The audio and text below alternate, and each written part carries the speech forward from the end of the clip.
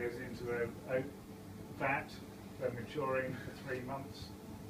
It then gets into the glass, and along the way, because you can't really, getting second-hand oak vats is quite difficult, especially the ones that you want. So these were, like I said, they were new. So the journey with these beers is going to be quite interesting. Like, I'm only going to get like 3 or 4 beers a year out of one vat. So it's quite an expensive way of doing things. And some beers are only, some of these vats are, you know, like I said earlier, we could do like some more Belgian style red ales. They'll only get emptied like maybe twice every 3 years. So it's a pricey process, but it's interesting as well. And along the way, the new ones, they'll start to adopt their own character.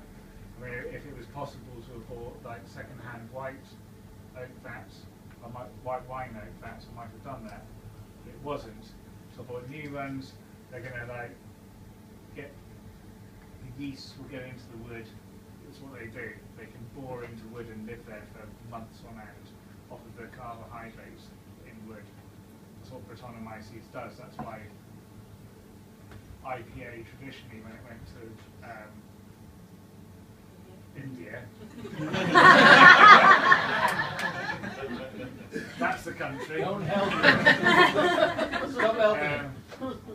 You know, it was sent over flat because of the journey. What happened is like somehow it got infected, and then when it turned up in India, it was sparkling. The reason it was being in a warm vessel, got infected with Brettanomyces, which is British fungus, and so it turned up in India, not Italy, India, sparkling, and then what happened is they deconstruct all the barriques, or the barrels that were sent out in, and send the stage back, because obviously it takes up less room, but the Brett yeast has gone into the wood and was living in the wood, and it can live off carbohydrates in wood for months on end.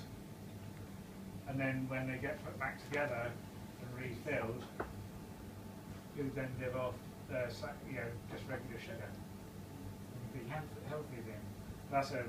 Anyway, that's why I'm doing this with these beers. It's like the yeast will start to inhabit and it will become a journey for me. This is like the first one to come out, and I don't know what they're going to be like after this. Maybe they'll be crap. Maybe they'll all go down the drain. Maybe I'll like have a big bonfire. But these, it's one of those things. It's about why did I leave another job that was secure?